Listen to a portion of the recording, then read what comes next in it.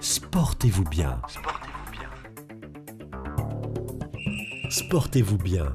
L'actualité sportive en partenariat avec Intersport. Jean Sureda.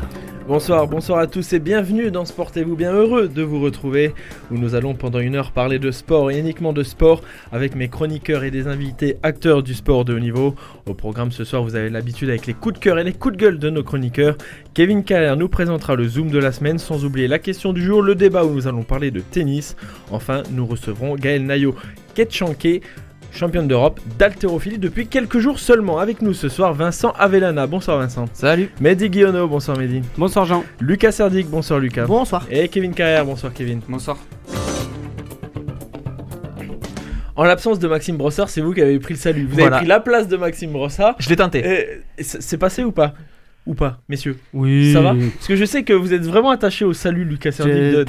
Non, Lucas Serdic manœuvre. À tel point que quand quelqu'un d'autre le dit, je ne l'entends même pas. C'est vrai? Je n'ai pas fait attention. Je vais faire attention avec ma feuille. C'est écrit un hiéroglyphe, c'est quoi? Non, mais en fait, juste avant l'émission, j'étais au téléphone. Et on s'occupe toujours pendant qu'on... Ah, mais t'es autiste en fait. Oh non. C'est ça. Voilà. Regardez bien. Regardez-moi ça. Il faut des colorer dessins, tous les oh là ronds. là. Voilà, vous verrez ça sur le YouTube de l'émission. Et en fait, j'étais au téléphone et pendant que je parlais, je remplissais mon texte avec, vous savez, ça fait des lettres. Il y a le D, le P, le O et tout. On s'occupe comme on peut en Franche-Comté. Mais voilà. Voilà. Kevin, vous avez récupéré du foot ou pas? Un peu mal aux jambes, mais ça va là. C'est vrai? On est d'accord que les gauchers, ce sont les meilleurs. Ah, c'est les meilleurs. On l'a vu hier, on salue d'ailleurs Maxime Brossard. C'est d'ailleurs peut-être pour ça que Maxime Brossard n'est pas là. Il était au goal. Il était au goal et il a ramassé. Surtout que vous avez le même gabarit et le même style de jeu avec Kevin Carrère, je pense.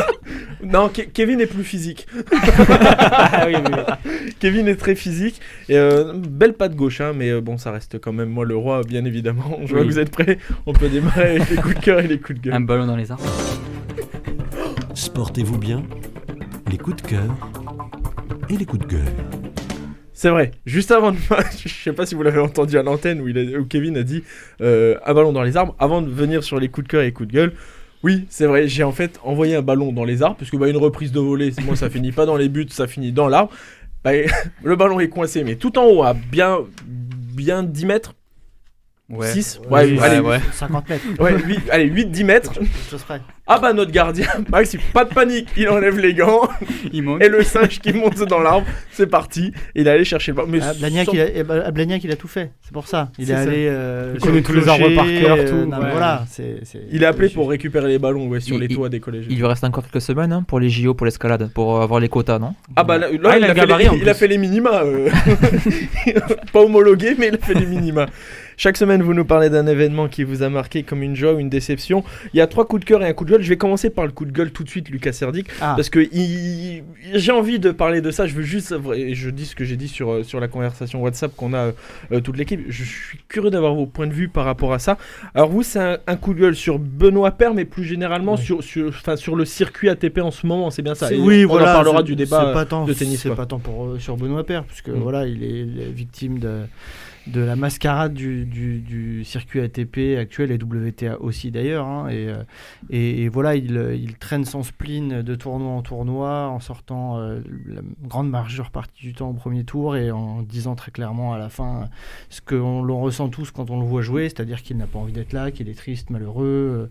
Voilà, ça fait toujours bizarre pour le public d'entendre ça de la part d'un joueur de tennis qui touche, comme il l'a dit encore ce week-end, 12 000 € rien que pour être dans un hôtel à Monte-Carlo et jouer sur un court, mais bon, pour lui ça n'a pas de sens et ce serait facile de le plaindre, mais c'est pas ce que j'ai envie de faire. Il est la victime, voilà, d'un système qui aujourd'hui n'a vraiment plus de sens. Le tennis n'a aucun sens sans public, encore plus que d'autres sports, je trouve, puisqu'il est individuel, et puis parce que il y a pas de sport où le public a plus d'impact, je trouve.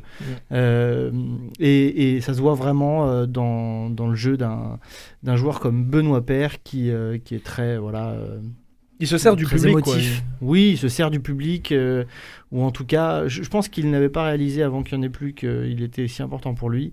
En tout cas, voilà, son franc-parler dérange, détonne, mais moi je le comprends et bon, surtout je le regrette parce que je regrette que ce soit vrai, que je le comprenne parce que voilà, le circuit est fait. En plus là, avec cette espèce de gel des points, ça fait 2 ans qu'il a fait les perfs qui méritent, qui lui donnent encore le droit d'être au premier tour d'un master comme là et d'empocher 12 000 € rien que pour se pointer, comme il dit. Alors qu'il fait rien depuis 2 ans. Il fait rien depuis 2 ans quasiment. Donc, comme Federer. Enfin, Federer, c'est pour une blessure, mais Federer, il est 7e mondial. Bien alors sûr, que bien ça sûr. fait 2 ans qu'il voilà, joue pas, il est vraiment l'exemple même de l'absurdité qui règne en ce moment. Et bon, c'est dommage pour lui et puis pour tous ceux qui aiment le tennis. Ça lancera bien le débat qu'on aura tout à l'heure. Rassurez-vous, chers auditeurs, le débat sera vraiment plus sur le côté tennis. Enfin, avec ce qu'on a en ce moment, il y a le Monte Carlo en ce moment, il y a eu le Master 1000 de Miami qui est passé dans l'anonymat général. J'ai l'impression, on en parlera aussi tout à l'heure. Mehdi, vous êtes d'accord avec ce que dit Lucas vous mettez de quel côté vous par rapport à ça? Moi, pour vous dire à quel point je l'aime, je vous dirais Santé Marion, tout simplement sa phrase préférée parce qu'il détonne un peu dans ce milieu-là. Il est comme il est. Il faut juste rappeler aux gens que le tennis est un sport individuel, donc ils font ce qu'ils veulent de leur carrière. Si vous voulez les détester, détestez-le, mais voilà, il le fait comme il le sent, c'est sa personnalité. Il est assez doué, il veut faire la fête à côté, qu'il le fasse. On n'oblige pas les gens non plus à aller à regarder les matchs, etc. Donc voilà, après c'est sûr qu'il est assez spectaculaire quand il a un sacré niveau et c'est ça qui laisse des regrets peut-être à certaines personnes. Et moi, ce que je comprends encore plus dans ce truc, c'est tous les petits tournois bidons de tennis qui sont obligés d'aller de faire à droite à gauche, les calendriers surchargés aussi en plus du pas de public en ce moment. Et les gens qui le critiquent te rétorqueraient qu'il n'est pas obligé d'aller les faire, il pourrait très bien rester chez lui. Mais ils les font pourquoi? Pour aller ramasser le pognon, mais c'est parce que le système est fait comme ça. Exactement. Parce que le système est fait comme ça. Il le dit lui-même. Mais quel est l'intérêt d'aller jouer des 10 000 tournois à droite, à gauche, etc., qu'on va dire 3 blocs de tournées dans l'année, etc. Mais là, c'est des blocs d'un mois par-ci, par-là. D'habitude, ça sert parce que c'est comme ça que les joueurs se font une place dans le classement ATP et qu'ils grimpent et qu'ils obtiennent leur droit d'aller sur des grands chelems. Mais effectivement, ça n'a plus qu'un sens aujourd'hui. Vincent, vous êtes d'accord avec ça? Oui, et ça montre surtout par rapport à ce que disait Lucas sur l'ambiance, sur le public. C'est vrai que Benoît Paire fait partie de cette catégorie de joueurs qui brillent surtout sur le court, sur le terrain, sur la compétition et pas forcément des foudres de guerre à l'entraînement. Et là, c'est vrai qu'on a l'impression qu'il y a des matchs d'entraînement. Donc les sportifs, on va dire, académiques, très carrés sur l'entraînement, c'est ceux qui arrivent à tirer leur épingle du jeu en ce moment. Par contre, les showman qui sont là, qui se nourrissent de l'énergie du public. Comme Kyrgios aussi. Exactement. Ils ont beaucoup plus de mal, oui. Après, Benoît Paire, on voit quand même, mine de rien, il fait quand même le minimum et il n'est pas si loin non plus. Il se fait sortir au premier tour en 3-7, tie-break. Donc au final, oui, sûr, il fait pas rien non plus. Il vient pas prendre 2 bulles 6-0, 6-0, même prendre son chèque. Il est quand même. Après, il est doué, quoi. Voilà, il dit juste qu'il s'en fiche d'avoir perdu. Mais c'est parce que il y a tellement plus rien pour lui, la victoire n'a aucune importance. Pour faire court et un ordre d'idée pour les auditeurs, par exemple, lui il a perdu au premier tour, il a pris 12 000 €. Je crois que si tu passes le premier tour, donc tu vas au deuxième tour, je crois que c'est à peine 20 000 ou 22 000, c'est-à-dire c'est 8 000 €. En fait, il gagne moins de la moitié par rapport à ce qu'il fait. Donc il a raison de lui. Toute proportion gardée, est-ce qu'il est en train de rentrer dans une caricature comme l'a été, ça me vient tout de suite, Adil Rami, Patrice Evra sur leur fin de carrière? Non, pas du tout. Une Ça n'a rien à voir. Là, on en fait des caisses. On en parle tout le temps parce qu'il enchaîne les tournois, il se fait tout le temps sortir et on lui pose tout le temps les mêmes questions, il répond tout le temps la même chose. Donc, ce qui est différent, c'est juste aussi le sport. Un sport collectif, tu joues pour un club, pour un blason. Là, il joue pour qui? Il joue pour lui. Voilà. Et vu qu'il sort au premier tour à chaque fois, il en fait aussi plus automatiquement dans le tournoi. Par rapport à avant, quand on va jusqu'au bout, finalement, il y a ça de d'une petite vacance où on n'achète pas forcément. Là, pour le coup, il sort au premier tour, il va au suivant, il sort au premier tour, il va au suivant. Donc on le voit plus souvent. C'est vrai que souvent ils sautent les tournois quand ils sont le samedi ou le dimanche. Tu parles de caricature, mais sa franchise lui attire plus de sympathie qu'avant quand il était juste peut-être brûlé sur le court. Alors peut-être qu'il y en a aussi d'autres qui le détestent plus qu'avant, mais je pense qu'il y en a aussi qui ont appris à l'aimer. Qu'il apprécie plus. Et on va parler de Monaco. Alors si Monaco en football a battu Dijon hier 3-0, Monaco bat souvent Dijon aussi, mais au basket. Moins sur les dernières années. Dijon est très bon. C'est vrai que Dijon se relève, mais c'est vrai qu'on en parle rarement du basket, enfin de la Jeep Elite. On parle beaucoup de la NBA, mais de la Jeep Elite, du championnat championnat de France de basket, on en parle peu, mais c'est votre coup de cœur, Kevin Carrère, sur Monaco, le Monaco Basket. Ouais, mais en Eurocoupe, puisque Monaco s'est qualifié en finale d'Eurocoupe là, vendredi. Donc au premier match, donc, ils jouaient contre Gran Canaria, le club espagnol. Au premier match, donc, ils ont gagné 82-77 grâce à Rob Gray qui a mis 25 points, un excellent 5 sur 6 à 3 points. Et puis le deuxième match, donc à Gran Canaria. Gran Canaria a démarré fort sur son parquet avec Balcerowski et Costello. Mais voilà, la différence s'est encore fait dans le deuxième quart-temps. Premier match, ils ont gagné 24-5 le deuxième quart-temps. Au deuxième, 24-9. Donc c'est ce qui a creusé l'écart dans les deux matchs. Mais par contre, comme d'habitude, Monaco s'est fait peur en fin de match. Et Gran Canaria est revenu à perdre de 8 points à 1 minute de la fin. Mais au final, il y a eu 74-74 à 3 secondes de la fin. Et c'est Rob Gray qui met le panier de la gagne. Un magnifique shoot à 3 secondes de la fin. Donc Monaco est qualifié pour la finale d'Eurocoupe. Et ils affronteront le vainqueur entre Virtus Bologne et Unix Kazan. Et Virtus Bologne, où jouent par exemple Milos Teodosic et Marco Bellinelli. Et puis voilà, ce qu'il faut dire, c'est que Monaco pourrait se qualifier en Euroleague, puisque si Valence perd en ce moment-là, si le Zénith gagne et qui finit 8e donc devant Valence, Monaco sera en Euroleague l'année prochaine, donc avec l'Asvel. Donc on pourra avoir deux clubs c'est ça qui est en important. Euroleague. Ouais. C'est justement ça qui est le plus important. Essayer d'avoir un deuxième club en Euroleague, ça serait assez fantastique. Après, ils ont fort à faire. Effectivement, le Virtus Bologne, c'est un club historique du basket européen qui a gagné la Coupe d'Europe à l'époque. Il y avait Manu Ginobili dans cette équipe-là. Voilà, d'ailleurs, c'est un des endroits où a habité Kobe Bryant aussi pendant longtemps. Donc, c'est vraiment un club historique. Mais juste pour revenir sur Monaco, c'est la deuxième puissance française. Et si on veut que l'écart ne soit pas trop important dans le championnat français entre l'Asvel, donc entre Lyon et le reste du championnat, je pense qu'il est important qu'un club comme Monaco puisse accéder à ça, puisse accéder aux revenus de l'Euroleague pour pouvoir maintenir, on va dire, un certain suspense dans le championnat de France. Donc c'est pour ça qu'il faut soutenir Monaco, il faut que Monaco gagne et puisse participer à cette Euroleague, même s'ils sont aussi dépendants des résultats du Zénith. Ouais, là en ce moment, là, si le Zénith gagne, c'est bon, ils seront en Euroleague.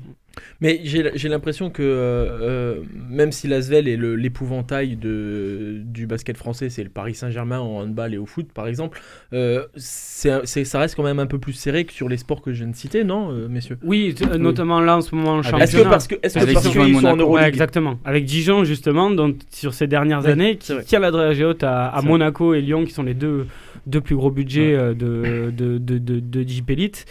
Oui, parce que l'Asvel en fait est tellement concentré sur l'Euroleague que le championnat, en plus avec tous les décalages, avec le Covid, honnêtement, on sait même pas quelle journée on joue le week-end. C'est vraiment n'importe quoi et je pense que tout le monde s'y perd un peu, même les gros clubs.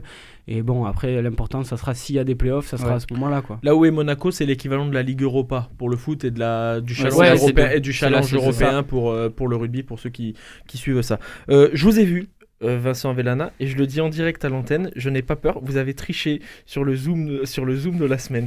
Vous me voyez sourire, je vous ai grillé, triché très gentiment. Pourquoi ? Parce que le zoom de la semaine, ce sera sur le basket, sur le TBC tout à l'heure, Kevin. Monsieur est allé voir les résultats du TBC, si je me trompe, pour se faire influencer sur les résultats, et ça, c'est pas beau. C'est pas la peine, Kevin Carrière, t'aurais tout présenté. Moi, je t'ai dévoilé les coulisses. Mais attends, Kevin Carrière maintenant. Bien sûr, Kevin Carrière, il te dit les stats, les joueurs à suivre, il joue pas la plupart du temps. C'est ça, c'est ce que j'ai dit. En plus, alors quand même. Vous avez le mis Kazakhstan. C'est vrai, le Kazakhstan, vous avez fait. Le Marek Keta des pronostics. Le zoom de la semaine. Marek Keta, il prend cher à chaque fois. Il est jamais là pour se défendre. On le retrouve la semaine prochaine, Marek. Mais je serai pas là. On lui balancera tout ce que vous avez dit. Il n'y a pas de problème là-dessus. Vincent, gardez la parole parce qu'il y a eu un. Est-ce que je peux dire un coup de tonnerre, une première, ça c'est sûr. Oui. Un Japonais a remporté le Master d'Augusta en golf. C'est le plus gros tournoi de l'année pour la planète golf. Un des quatre grands chelems. C'est parti du Grand Chelem avec l'US Open, le British Open et le PGA Championship. Ça se déroule dans l'état de Géorgie depuis 1934. Donc c'est quand même plein de traditions. Donc la veste verte pour le gagnant qui doit gagner au suivant. C'est un peu le plus symbolique quand même. Ça se voit.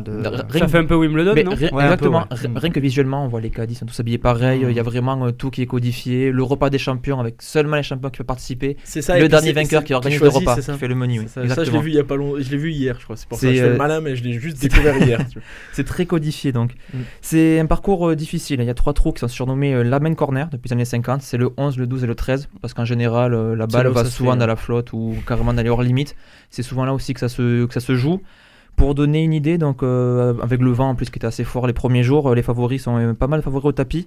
88 engagés, 54 ont passé le cut, c'est-à-dire qu'ils avaient le nombre de points requis après la deuxième journée pour pouvoir continuer le tournoi. Il n'y a pas notre Tarbet. Voilà, exactement. Victor Pérez est tombé donc, lors du deuxième jour, pas si loin que ça. Il était à plus 5 quand on voit les écarts qu'il y a eu sur cette compétition. Ouais. L'Anglais Rose était en tête les 2 premiers jours. C'est le 3e jour que donc, le Japonais Matsuyama a remonté.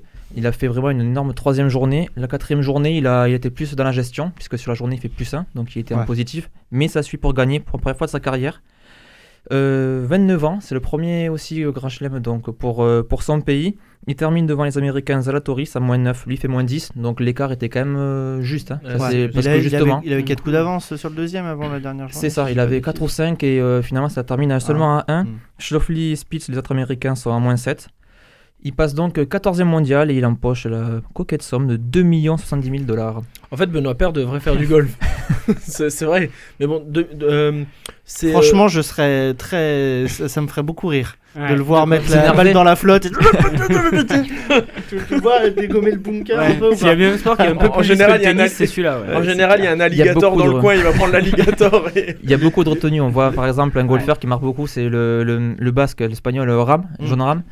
On voit son visage qu'il a envie de tout insulter, de tout balancer, mais il arrive à garder en lui. Mais c'est de la maîtrise impressionnante. Je pense que c'est les 2 sports individuels où il faut le plus de self-control. Effectivement. Le Français, Pérez, il a eu du mal sur le week-end. Il avait fait une demi-finale des championnats du monde, Coupe du Monde. Il est mal fini déjà. Il fera mieux. Oui.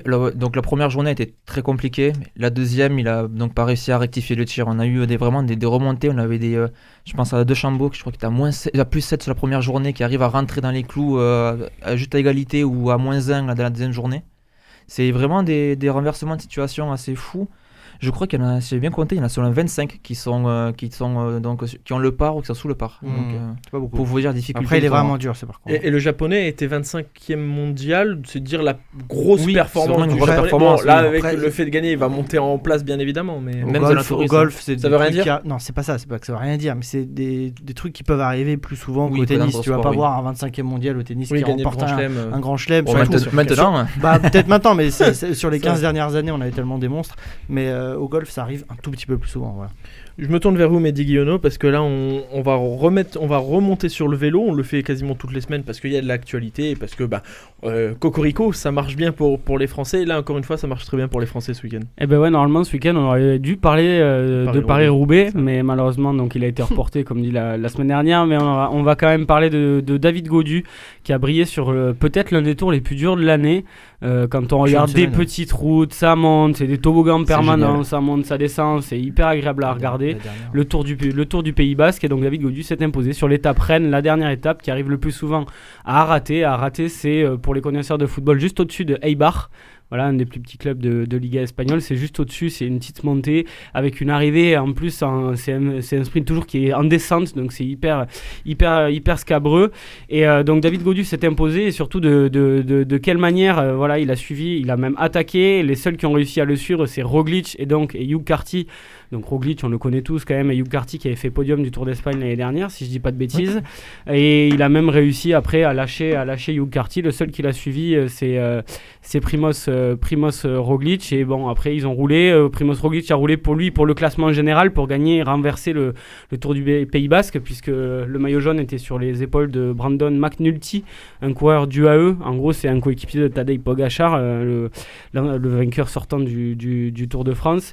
Et voilà, ils ont réussi à tenir. Surtout, il a laissé Roglic faire le plus gros du travail. Et ensuite, il a commencé à collaborer avec lui au moment où ils ont sûrement passé des accords en mode travaille avec moi et je te laisserai la victoire finale. On a notamment vu un check entre les deux à quelques kilomètres de l'arrivée. Et voilà, il y a eu un accord entre les deux et il a remporté cette magnifique victoire. C'est de bon augure pour le Tour de France puisqu'il sera leader de la Groupama FDJ au mois de juillet. Il a une pression par rapport à ça ou pas? Vous pensez? Je pense à la libérer. Donc déjà, il montre une fois de plus qu'il aime l'Espagne. 10e du dernier Tour d'Espagne et 2 victoires d'étape. Là, en plus, comme il disait, sa première victoire sur un World Tour à la pédale. Parce que l'attaque, elle est à plus de 50 km de l'arrivée. Oui, bon, c'est après, vraiment cette tradition de l'attaque si ça lointaine. s'était joué au sprint, il aurait perdu cette étape. Oui. Mais effectivement, il a passé un accord avec Roglic, ça se fait souvent. Et puis, Oui. il le méritait sur l'ensemble de sa semaine, de toute façon. Non, ce qui est bien, Oui. c'est que honnêtement, dans les montées, c'était le plus fort avec Roglic pratiquement. Oui, Alors, sur ce jour-là, parce que c'est le problème de Godu, c'est un peu. Oui, oui. pas de constance encore. Pogacar les aurait suivis largement si l'équipe avait fait le taf. Quoi. Pour terminer là-dessus, le fait de gagner sur une course sur une semaine, c'est bien ça. Oui. Il a gagné qu'une étape. Mais... pardon. Il a gagné que l'étape. Oui. Il est Oui, 5ème mais du général. Oui, voilà. Oui, pardon. Il a gagné une étape, mais il est 5ème du général. Le fait d'être déjà dans le top 5 d'un général, alors il n'y avait pas tout le plateau, mais plateau, quand même. vous me voyez Il y avait venir, un gros plateau. on est déjà à 2 mois et demi du Tour de France. Faudra qu'il fasse mieux sur le chrono, parce que c'est là qu'il perd l'essentiel, Exactement, oui. l'essentiel qui lui permet de ne pas jouer la gagne sur ce S'il ce fait Tour un de chrono Pays ne Basque. serait-ce que correct, il fait podium. Voilà, le problème de ce tour-là, c'est qu'il y aura quand même une partie importante de chrono. Donc voilà, Godu, ça va être sa limite. Et si vous avez envie d'imiter les sportifs de cyclisme, pardon, je vais y arriver, vous entraînez vous aussi pour le Tour de France, vous pouvez vous rendre chez Intersport du 6 au 18 avril avec l'opération Cycle. Donc vous pouvez aller voir sur le site internet d'Intersport dans la région. Nous, on va pouvoir passer au Zoom de la semaine. Le Zoom de la semaine est retour sur les paris de la semaine dernière. Nous avions parlé de football. Saumur, Toulouse FC, Maxime. 1-3 pour Toulouse. Lucas. La même. Hop, Mehdi. 2-1. Coraline. 2-0 pour Toulouse. Hop, Romain. 3-0 pour Toulouse. Moi, je donne un 1 partout et Saumur au tir au but. Ah. Kevin. 0-2. Marek, qui n'est pas là, donne 2-1 pour Toulouse. Et Vincent, qui n'est pas là, donne 4-0 pour le TFC. Ah oui, quand même. Forcément. Résultat, Toulouse s'en est bien sorti. Toulouse est en quart de finale de la Coupe de France, une victoire de buts 1. Donc c'est Marek qu'on salue encore une fois, pour la deuxième fois de l'émission, qui remporte ce... Peut-être que Marek devrait faire la chronique de Kevin et se mettre au prono, et Kevin devrait prendre les coups de cœur et coups de gueule de Marek. Voilà, parce que On en visiblement, on en parlera. Il y a Non. Kevin qui est en train de se préparer. Il est en train de nous sortir tous les joueurs qui ne vont pas jouer, mais qui sont très bons pour le match du TBC Chalon. Un petit mot sur le TFC. Et d'ailleurs, un autre mot aussi sur le Stade Toulousain, parce que c'est vrai qu'on n'en a pas parlé. Je viens de me rendre compte. Le Stade Toulousain est en demi-finale de la Coupe d'Europe et jouera contre Bordeaux. Ils Une nous belle ont pas performance attendu pour le savoir, les gens ici. C'est pour ça. On est d'accord. Et le TFC qui jouera contre Canet en Roussillon en quart de finale. Non, Rumilly-Vaillère. Rumilly-Vaillère en quart de finale de la Coupe de France. Donc on en a déjà parlé un petit peu en off, mais les demi-finales devraient... Non. mais- Bref, on va parler de basket Rumilly est favori, écoutez Mehdi. Il est fort en pronostic lui aussi. parce que nous avons une équipe de N3 sur le terrain. Exactement. Ce qui est vrai, mais bon, c'est... Bref, TBC Chalon, c'est samedi à 20h, c'est le Zoom de la semaine, Kevin Carrière. Ouais, un choc de haut tableau de national entre le TBC 3e et Chalon 5e. Seulement 2 points séparent les deux équipes, deux formations qui sont sur de bonnes lancées en cette fin de saison. Chalon reste sur 6 victoires en 7 matchs et le TBC restait sur 8 victoires consécutives, notamment une très importante face au concurrent direct pour la montée La Rochelle. Mais mercredi dernier, face à Angers, un adversaire que les Toulousains avaient battu une semaine plus tôt, ils se sont inclinés 86-82 et une défaite qui en a amené une autre 2 jours plus tard face à Vitre, actuel leader du championnat, mais qui a joué 4 matchs de plus que le TBC. Une défaite rageante puisque les Toulousains ont dominé le match avant de s'incliner d'un point 77-76 en n'inscrivant aucun point dans les 2 dernières minutes du match. Le TBC retrouve donc Chalon, un adversaire qui les avait battus en début de saison, 86-76. Donc pour les Toulousains, ce sera l'occasion de retrouver la victoire, qui plus est face à un concurrent direct. Messieurs, on va passer au pronostic. Alors là, je rigole. on n'a pas tout ce qu'il nous faut pour pronostiquer. Moi, je suis désolé, celui qui se trompe là, il connaît rien au basket. Exactement. Le score exact, je le veux bien évidemment. Au hasard, je me tourne vers vous, Vincent. Ben, je veux dire 3-2 pour Toulouse. J'ai pas lu la bonne fiche Wikipédia, pardon. Alors, 74-68. Hein. 74-68. Lucas. Ils jouent contre des Vendéens. Donc ils Oui. vont mettre 85 points. Très précisément. Oui. 77. 77. Coraline. Coraline. Pas. Hop, oui, si j'allume le bon micro. 80-75. 80, 60. Petite parenthèse, pourquoi vous prenez toujours l'accent du Sud quand vous dites les numéros Elle est du Je sais Sud. pas. c'est- Ouais, elle est du Sud, en Sud-Ouest. fait, hein, peut-être. Vous avez- 75. Vous avez du pot. Romain. 79-70. 79-70. Moi, je donne un 80-79. Kevin. 82-74. 82-74. Comme par hasard, le même écart que moi. Comme par hasard. Et Comme par hasard. Et Mehdi qui est dégoûté. Bon, elle était bien ma blague. 69-62. Oh bah on sent il est optimiste lui pour le Bah, déjà, il donne TBC vainqueur. Normalement, Mehdi, il C'est aurait vrai donné que- l'inverse de tous les autres. match nul. Un match nul. Il donne match nul au basket. Tir au but. Il aurait dit tir au but. Lancer franc au basket. Non, j'espère que le TBC montera, puisque ce qui a changé pour le TBC, c'est qu'il n'y aura pas de play-off. Le premier montera en Pro B, et ils sont encore en course, et on espère que ça sera eux. Et Allez, c'est tout le mal que l'on leur souhaite. On peut passer nous à la question du jour. Sportez-vous bien? La question du jour. Une question et 4 minutes pour y répondre. Pourquoi parle-t-on d'Albert Corré en ce moment? C'est pas le gars qui Il fait est les abdos asiatique là? Pardon? C'est pas le gars qui fait le concours d'abdos? Oh déjà? Non, c'est pas du tout ça. Non, c'est Ah, pas- non. Maxime nous l'a montré, que vous c'est la pouvez- conversation, il peut pas faire C'est ça. vrai. Et Play. Corré Hmm. C-O-R-E-Y. C'est pas un triathlète? Pas du tout. Et je salue mon parrain, c'est lui qui m'a donné la question, et c'est très fourbe. C'est un sportif. C'est un, oui, oui. C'est un sport individuel? Un sport individuel. Oui. Ce, Un sport monsieur, olympique? ce monsieur est décédé en 1926. Oui, d'accord. Oui, d'accord. Français? On s'excuse auprès de sa Vous famille. avez dit? Il est français? Je sais pas. Comment ça, vous savez Il- pas? il Il a- a il une a nationalité, Est-ce ce qu'il a monsieur. existé au moins? Est-ce qu'il n'a pas été champion olympique sans pays? C'est le c'est le premier Français sportif qui a- alors, olympique c'est sans ça. bannière. C'est pas ça. Il est français et il a fait les Jeux Olympiques aux États-Unis. Et donc, peut-être que la médaille va passer de la médaille américaine à la médaille française. C'est sur la course. Super bonne réponse de Vincent Avellana, aidé par Lucas Serdic. Alors, c'est un sportif médaillé olympique en 1904 où les médailles ont été données aux États-Unis. Je vous explique le délire. Faussement déclaré américain aux Jeux Olympiques 1904, un conseil municipal donc en France veut rétablir la vérité. Pourquoi? La France n'a officiellement pas participé à ces Jeux Olympiques, mais il y a un Français. Le CIO se défend encore aujourd'hui en disant il est français, mais vu qu'il courait pour un club américain, et à l'époque c'était les clubs qui faisaient foi, la médaille va donc aux États-Unis. Mais sur le site du CIO, le CIO annonce que la nationalité va être mise à jour, ce qui est important parce qu'on se dit oui mais 1904 c'est bon, ça ne change rien. Si, pourquoi? Parce que ça devient tout simplement le premier médaillé olympique français des Jeux Olympiques, et à l'époque voilà c'est quand même Les Olympiques Il modernes. prend la ouais. place de qui, Jean-Sûr Hédard? C'est la deuxième question du jour ou pas? ce sera la question de la semaine prochaine. Ah, là, là. Le boulot n'est fait qu'à moitié, comme toujours. Merci. Alors celle-là, elle est pas belle du tout. Donc voilà, très bonne réponse. Et c'est vrai que c'est en ce moment, et ça a été décidé des années après, que oui, le CIO va mettre la nationalité française, mais je crois qu'ils vont quand même garder la médaille aux États-Unis, parce que sinon, et je dois retrouver, c'est l'AFP Sport pour les citer qui avait fait cette vidéo pour nous expliquer, où ils avaient dit, pour la faire court, que en fait, s'ils font ce système-là, c'est beaucoup de médailles dans Sans l'histoire. Il calculer. faut reprendre toutes les médailles et tous les tableaux de médailles. Donc oui, il est français. Par contre, la médaille va quand même aux États-Unis. Mais au moins, voilà, on a le premier français médaillé aux Jeux Olympiques. Et voilà, une petite question olympique à quelques mois, quelques semaines maintenant des Jeux Olympiques, c'est toujours pas mal. Une petite réaction, Lucas? Ah oui, oui. C'est super.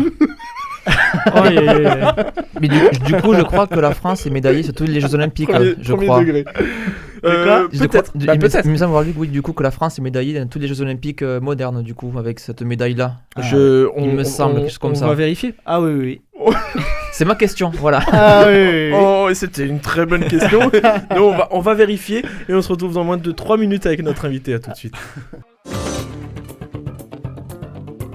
Sportez-vous bien. L'invité. Notre invitée est vice-championne du monde en 2017 et surtout championne d'Europe depuis quelques jours en haltérophilie. Gaëlle Nayo-Ketchanke est une chance de médaille bien évidemment pour la délégation tricolore cet été aux Jeux Olympiques de Tokyo et nous fait le plaisir d'être avec nous ce soir. Gaëlle, bonsoir. Bonsoir. Merci d'être avec nous en direct dans Sportez-vous bien. La première question elle va être très simple. Pouvez-vous nous expliquer l'haltérophilie? L'haltérophilie, en fait, c'est un sport olympique qui comporte deux mouvements, l'arraché et l'épaulé jeté. Quelles sont les spécificités par rapport à ça? Parce que on le voit, quelqu'un de lambda, j'ai envie de dire, de pas spécialisé, il voit l'haltérophilie, il se dit mais c'est finalement la même chose que vous faites, alors que j'imagine qu'il y a bien évidemment des différences. Oui, en fait, l'arraché, c'est un mouvement qui est plus porté sur la technique. En fait, tu prends la barre du sol et tu mets directement au-dessus de la tête. Et que l'épaulé jeté, en fait, c'est plus force. En fait, tu prends la barre au niveau du sol, tu mets au niveau de l'épaule et puis tu mets au-dessus de la tête. Comment on est noté par rapport à ça? C'est un système de notes identique. Vous êtes médaillé d'or sur l'épaulé jeté et vous avez une médaille d'argent sur le total. Donc ça a un lien. Donc. En fait, c'est pas noté. Il y a 3 jurys devant en fait qui regardent le geste. Donc quand tu effectues le mouvement, il faut juste que tes coudes soient bien tendus. Quand tu as la barre au-dessus de la tête, il faut pas que les coudes touchent les genoux quand tu es à l'épaulé. En fait, ils regardent juste au niveau des articulations, si ça bouge ou pas. Parce que si ça bouge, en fait, c'est un essai. Okay. Et le but du jeu, bien évidemment, c'est de lever plus que son adversaire, que son concurrent, c'est ça? Exactement.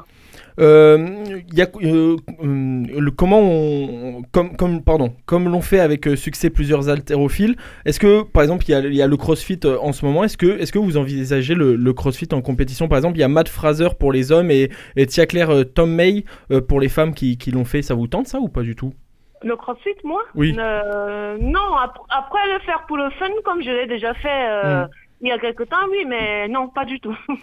la pratique par contre, la pratique du CrossFit, et il y a un rapprochement entre ces deux disciplines. Est-ce que ça pourrait faire bénéficier l'haltérophilie en termes d'image pour attirer un peu plus de licenciés ou pas du tout? C'était déjà le cas, ça s'est déjà fait ça fait quelques années déjà. Depuis que le CrossFit est sorti, c'est vrai que ça a ramené pas mal d'athlètes en haltérophilie. Vous avez ramené 2 médailles pour la France, pour la délégation française là lors de ces championnats d'Europe. Chez les hommes, on a vraiment en image les Ukrainiens, les Géorgiens. Dites-moi si je me trompe. Chez les femmes et même chez hommes-femmes, qui domine un petit peu l'haltérophilie mondiale, qui est favori? J'ai vu qu'il y a beaucoup les Asiatiques aussi, non?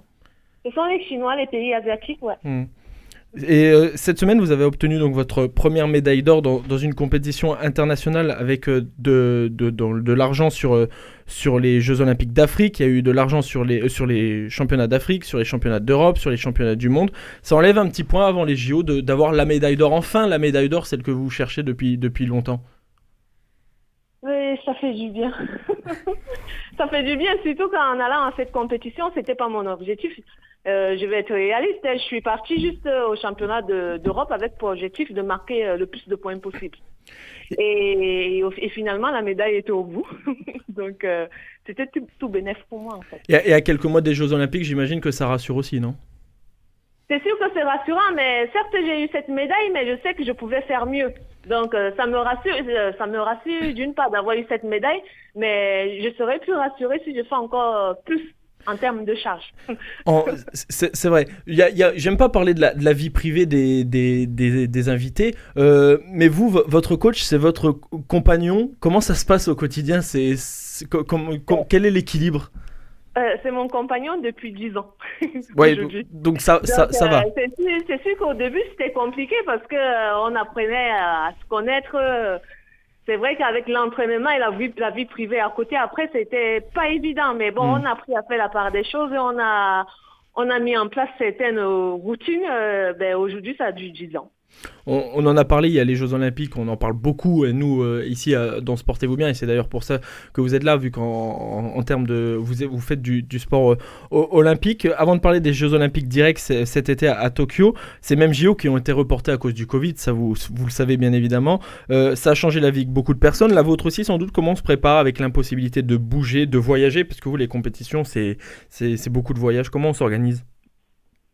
Les compètes ont été reportées tout le temps. Ça faisait 14 mois qu'on n'avait pas eu de compétition et c'était très compliqué parce que on pense à plein de choses. J'ai même pensé à un moment à arrêter ma carrière parce que c'était plus du tout vivable, quoi. On ne pouvait pas s'entraîner et même quand on s'entraînait, on espérait une compétition derrière, c'était reporté. C'était très compliqué, quoi. Et je pense pour la plupart des athlètes. Une question d'un chroniqueur, Mehdi Guillonneau. Oui, j'imagine, vous avez parlé de la préparation, l'entraînement. On fait seulement on soulève seulement des poids, l'entraînement, l'haltérophilie. Qu'est-ce qu'on fait pour s'entraîner? On fait plein de trucs. En fait, en haltéro, c'est vrai qu'il n'y a que 2 mouvements olympiques qui comptent, l'arraché et l'épaulé jeté, mais derrière, il y a tout un travail qui est abattu. Déjà, en termes de préparation physique, on fait de grosses séances de musculation. On fait de la préparation physique en extérieur. On fait du squat, on fait du soulevé de terre, on fait des tirages, on fait plein de choses en fait, quoi. qui ne se montrent pas en compétition parce qu'il y a un travail qui est abattu derrière pour pouvoir faire les 2 gestes olympiques demandés en compétition, en fait. Ouais, j'imagine que ça demande une grande précision. Et juste pour information, combien vous avez soulevé au championnat d'Europe pour qu'on se représente un petit peu le poids? À l'arraché, j'ai fait 100 kilos et à l'épaulé jeté, j'ai soulevé 131 kilos. Oh là là. Ce qui m'a fait un total olympique de 231 kilos pour prendre la 2e place. Bah moi vous rajoutez la virgule, moi ça fera 13 kilos et ce sera ce sera très très bien. Le fait d'être confiné avec son coach, ça aussi ça a été difficile, non? Parce que est-ce qu'à un moment on se dit bon on veut être, on va les citer, on va être devant Netflix, voilà et tranquillement et ah bah non il y a le coach qui est à côté quoi. Au contraire, c'était très bien parce que le fait d'être confiné avec mon coach, donc on a bougé, on a fait des activités à l'extérieur, puisqu'on vit dans un tout petit village et on a une forêt juste à côté de la maison, ce qui me permettait de sortir, de faire des séances à l'extérieur, de marcher. Et à la maison, au contraire, c'était lui qui me motivait tout le temps, qui me poussait à ne pas m'endormir, malgré le fait qu'il n'y ait pas de compétition.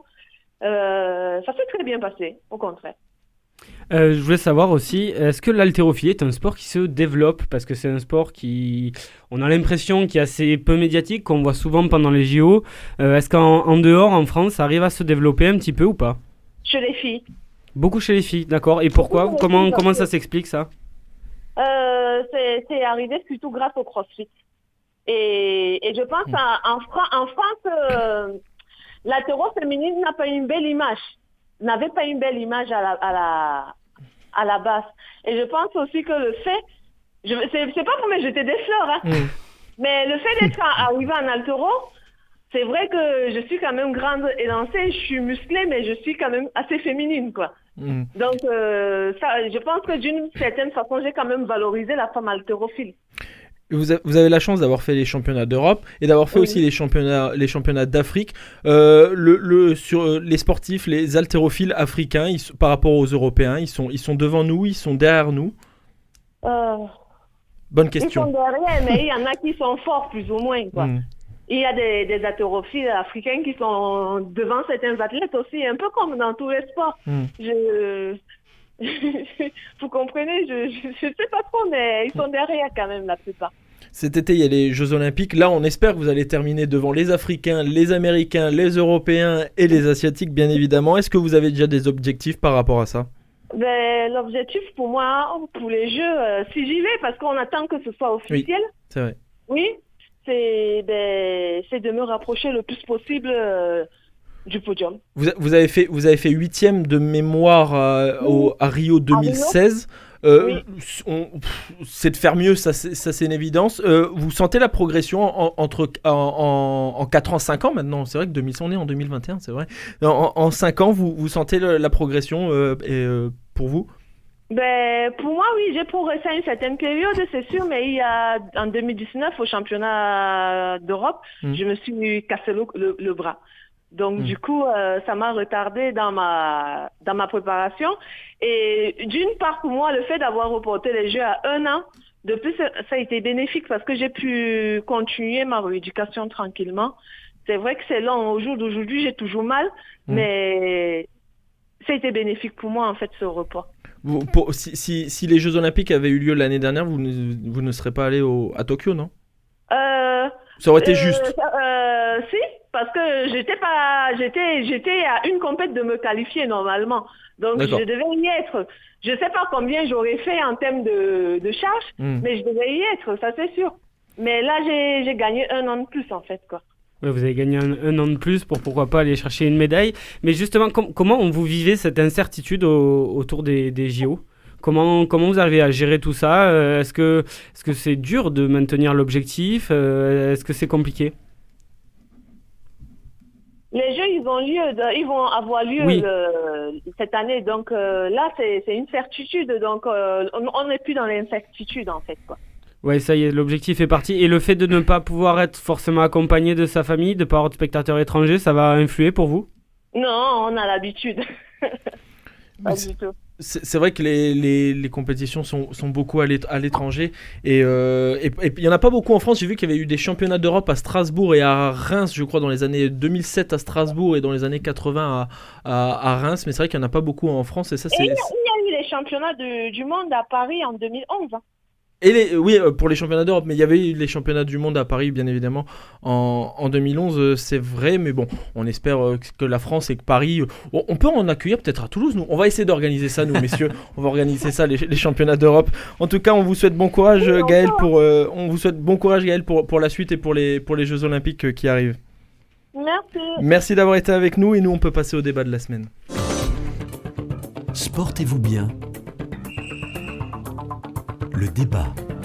On a parlé de tennis avec Lucas Serdic et son coup de gueule. On va en profiter de l'absence de Maxime Brossard pour en faire un débat. Ah bon, il vient pas pour le débat? On va essayer de l'appeler. Non, Coraline, on va l'appeler. Coraline, est-ce que vous pouvez appeler Maxime Brossard juste pour le débat tennis pour voir comment... Je fais ça de suite. Merci bien. Vous n'avez pas été forcé du tout de le faire, c'est bien. Pas du tout. Touché peut-être plus que les autres, on en a parlé par le manque de spectateurs, par le Covid, le tennis maintient malgré tout les tournois dans le monde, des têtes d'affiche pas au top, une génération qui arrive, une saison un petit peu au ralenti, mais à juste titre, ça c'est pas péjoratif. Ce début de saison, messieurs, est-ce que ce début de saison de tennis vous fait-il penser à une passation de pouvoir ou pas? C'est vraiment l'année là où c'est trop tôt, c'est incomparable avec les autres années? Lucas. Oui, un petit peu. De toute façon, plus on avance, plus ça va être une passation de pouvoir. Oui, ça semble. Oui. Après, mais voilà, c'est tellement peu lisible que. Ça aurait été vraiment. J'aurais pris vraiment comme ça si l'un de cette génération s'était imposé à Melbourne, à l'Open d'Australie, alors qu'on a senti un Djokovic à un moment au bord du précipice et finalement, il a gagné en écrasant Medvedev en finale. Donc c'était, je me serais dit ouais d'accord, là ça y est, on y est. Federer qui a du mal à revenir, Nadal qui est un peu fatigué, Murray qui est plus là, Djokovic qui perd en finale. Non mais ça y ressemble juste pour ça, voilà, c'est parce qu'on voit moins les gros, parce qu'il y a eu qu'un tournoi vraiment auquel ils ont participé, ça a été l'Open d'Australie. Après le reste du temps on les voit pas. Et Djokovic a gagné. Voilà. Et Djokovic a gagné. Après c'est quand même une année assez illisible, il suffit de regarder le tableau que vous nous avez donné des vainqueurs. Le seul qui a gagné 2 tournois c'est Hubert Hurkacz, qui est un Polonais qui monte petit à petit au classement ATP, mais il y a personne qui gagne plusieurs tournois, qui s'impose vraiment sur cette saison-là. Je suis d'accord, mais il y a quand même Zverev qui en a déjà gagné un, il y a Medvedev qui en a déjà gagné un. Arrivé à ce moment de la saison, c'est pas non plus hyper surprenant qu'on n'ait pas de gars qui a gagné plusieurs tournois, quoi. On arrive là au moment où ça va s'enchaîner. La terre battue, on a souvent des gars qui remportent plusieurs tournois d'affilée, comme Nadal évidemment. C'est maintenant qu'on va savoir s'il y a effectivement une passation de pouvoir ou pas. Mais bon, dans tous les cas, on s'ennuie un petit peu. On s'ennuie un peu, mais il y en a un qui s'ennuie pas devant les matchs de tennis, c'est Maxime Brossard. Bonsoir Maxime. Ouais, bonsoir. Ah Maxime, salut. On avait besoin de votre avis pour le tennis. Comment jugez-vous la saison de tennis, Maxime? Je vais vous dire, c'est sûr que je m'ennuie pas parce que je les regarde pas. Vous pouvez pas nous dire qui c'est qui va gagner Roland Garros là bientôt là? C'est Yannick Noah, vous nous avez dit hier, non?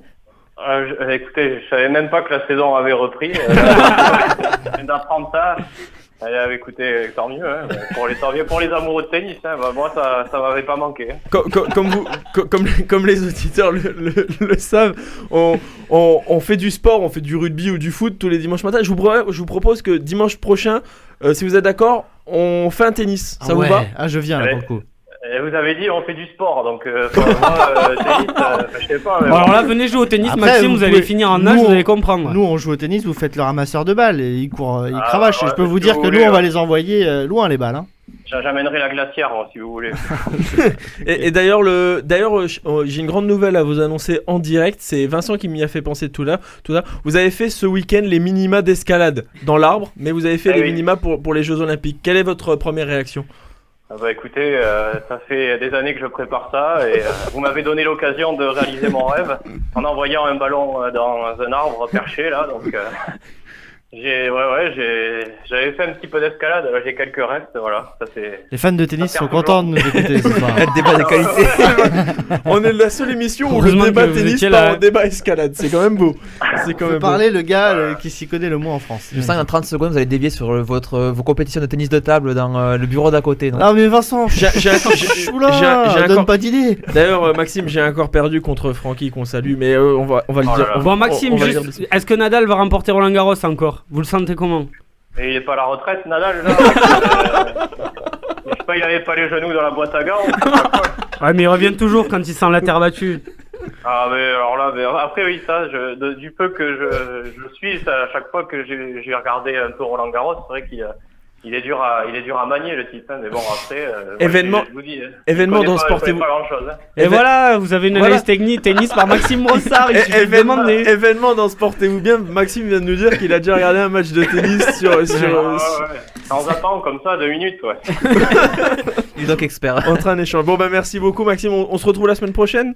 Ah oui, sans faute, ouais. On se retrouve la semaine prochaine. Merci beaucoup Maxime et puis bonne semaine. Nous on revient Non, sur mais comme il l'a dit, Maxime, juste pour rebondir ce qu'il a dit, parce que c'est pas bête, c'est que comme il a dit, il est dur à bouger le bonhomme, et on va vite le voir là aussi sur le premier tournoi de terre battue à Monte Carlo et sur la saison de terre battue. Est-ce qu'ils vont réussir enfin à bouger Nadal malgré à quel âge, il a 35 ans? il a au moins Il 35. me Il est de 86 5 ou 6, 86 je sais plus, ou 87. je sais même plus quel âge il a en fait, tellement ça fait longtemps qu'ils sont là, on sait même plus quel âge ils ont les deux, et on verra bien, mais j'ai l'impression qu'en fait le moment venu, le gros tournoi va arriver et bam, il y a un des gros qui va ressortir et les jeunes ils vont encore s'y casser les dents dessus. Parce que c'est les 3 meilleurs joueurs de l'histoire du tennis, Ouais. c'est tout. Donc les Mais gars, c'est là ils qu'on savent- s'en rend Oui, mais compte. Maxime ils savent Brossard n'a pas commencé sa exactement. carrière. Maxime Oui. Brossard Non, il fait n'a du pas Jokari, commencé lui. sa carrière. Mais C'est vrai. non, mais le pire c'est que la relève derrière, pour parler sérieusement, la relève derrière elle est pas mauvaise. C'est des joueurs Non, qui c'est très dans bon joueur. d'autres temps auraient gagné des tournois du Grand Chelem, les Medvedev, les Zverev, même ils Thiem. vont en gagner. Ils vont en gagner.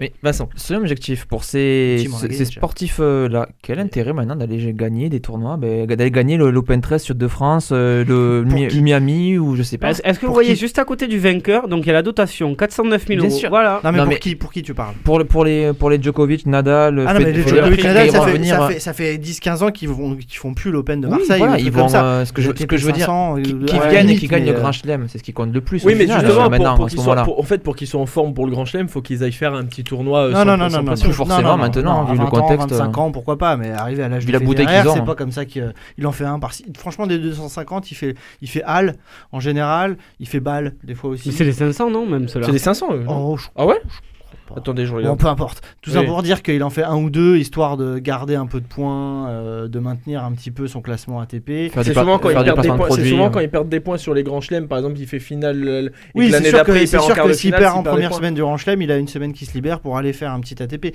Enfin voilà, ils ont pas besoin ces gars-là. Ils se maintiennent au classement sans les faire. Donc, voilà. Sportivement, et vous venez d'en parler, il y a les Medvedev, il y a les Tsitsipas, il y a les Zverev qui arrivent et qui vont gagner des tournois du Grand Chelem et qui vont avoir une passation de pouvoir entre les trois géants et la nouvelle génération. Mais il y a quelque chose qui peut être inquiétant, on en avait déjà parlé, je crois que c'était vous Lucas qui en avait déjà parlé. Ce qui peut être un petit peu inquiétant et c'est ce qu'on avait dit c'est ce que j'ai dit tout à l'heure sur le Master 1000 de Miami, c'est que quand il n'y a pas ces têtes d'affiche, on a l'impression, alors ce que c'est nous, notre vision française ou pas, on a l'impression que le tournoi, quand il n'y a pas Nadal, quand il n'y a pas Djokovic, quand il n'y a pas Federer, quand on rajoute, quand il a manqué Thiem, il a manqué Zverev, il a manqué Schwartzmann et il a manqué Rublev, on a l'impression que le tournoi de Miami, pourtant je suis pas spécialiste de tennis, mais je le suis le tennis. Il est passé, mais à la trappe. C'est parce que c'est des gars qui ont rien fait encore qui s'y imposent, donc forcément. Mais le Yannick Sinner qui fait finale. C'est pas le danger ça pour les spectateurs de lâcher le tennis, de se dire il va y avoir une période de moins bien pour le tennis qui va avec ça. Federer avant de battre Sampras à Wimbledon, je pense que d'ailleurs au moment où il bat Sampras à Wimbledon, on se dit les gars ils voulaient plus regarder Wimbledon, tu vois, parce qu'il n'y avait plus Sampras. Voilà, l'année d'après c'était plus pareil quoi. On a surtout été habitué à une énorme hégémonie. On n'a jamais vu un top 4 mondial, un top 3 mondial gagner autant de grands chelems d'affilée. Donc à partir de là, c'est sûr que maintenant n'importe qui d'autre gagne, on a l'impression ça y est, ça a régressé. C'est exactement, et je suis en plus d'être journaliste ici, je suis aussi surveillant dans un collège. C'est ce que je dis à des gamins. Quand par exemple un gamin, il y a Mbappé qui met un triplé contre Dijon, on dit ouais mais c'est que Dijon, et en fait je leur dis mais vous avez été habitué à un Messi, Ronaldo qui claque des triplés, des quadruplés pendant 15 ans tous les week-ends, donc un triplé devient banal pour vous, mais non, un triplé c'est exceptionnel. Là on est un petit peu dans ce même cas de se dire en fait tu fais une grosse performance et Yannick Sinner qui a 18 ans c'est surtout lui d'un master, c'est énorme, c'est très impressionnant, et lui attention parce que il a gagné des matchs où il était vraiment pas loin de se faire sortir. Il est resté d'un calme hallucinant. Il a renversé des tables. S'il y en a un à ressortir du début de saison et qui a émergé sur ce début de saison, c'est lui. Gerber. Ouais, il avait déjà commencé à pointer le bout de son nez sur la fin d'année dernière. Ouais, exactement. Mais là, il confirme. Là, il y a grave. confirmation comme quoi il va pouvoir aller au moins essayer de se mettre au niveau des Zverev, des Medvedev, etc. Il est peut-être encore un peu en dessous sur les grands chelems. Il y a une très grosse génération italienne là, alors qu'il y a 2 ans, je disais ça des Russes. Pas française. Il y a 2-3 nations comme ça qui se... Ouais, les Français non. C'est une catastrophe. Ils sont un petit peu en retrait là-dessus. Bon, après, il y a d'autres pays, hein, les Américains, ça fait 5-10 ans qu'on se dit, bon, bah, il n'y a plus personne, ça fait longtemps, quoi. Même les Espagnols, ils se maintiennent au moins chez les filles. Les Espagnols, ils commencent à baisser, ouais. Il y a Alcaraz, c'est vrai. Espagnol. Oui, non, c'est vrai. Mais ils vont toujours en sortir. Il y a 10 ans, quand ils étaient 10. Ferrer, il y avait Ferrer, Nadal et tout. D'ailleurs, après, on reste la nation avec la plus grosse densité dans le top 100, avec l'Espagne de faire très loin. Pour faire du tennisman moyen, on est très bon. Voilà, mais après, des top 10, top 20, c'est sûr que là, entre l'Italie et la Russie, ça va se jouer. Il va y avoir match. Et le Canada aussi.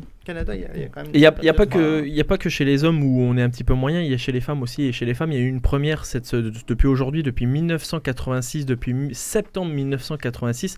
Il n'y a aucune Française dans le top 50 du classement WTA.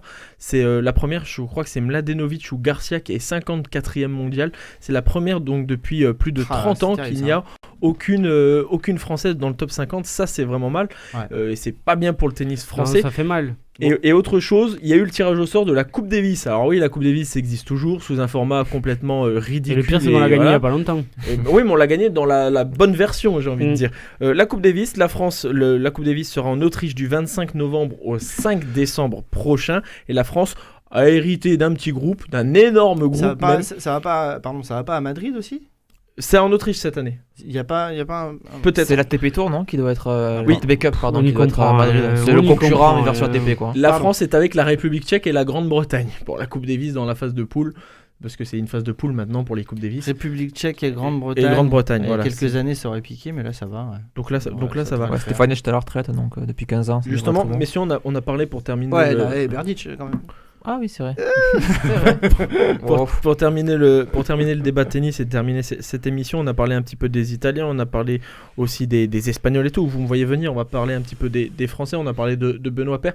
On parle de la nouvelle génération, il y a Lucas Pouille qui reprend du service. Ouais. Alors je dis pas, je ne mets pas, revienne au bout d'un moment. Je ne mets pas Lucas Pouille peut-être pas dans la catégorie de Zverev, Medvedev et tout, mais il y a Lucas Pouille qui vient, il y a Pierre Gerber qui fait une finale à Marseille. Alors ok, c'est un ATP 250 entre guillemets, mais il pas sur Humbert, je vous l'ai déjà dit, pour moi celui qui va s'imposer c'est Hugo Humbert, qui a vraiment un jeu très intéressant, qui est gaucher, qui sert bien, qui est très complet et surtout qui est sérieux, quoi, qui est comment dire, bien dans ses pompes et qui suit sa route sans.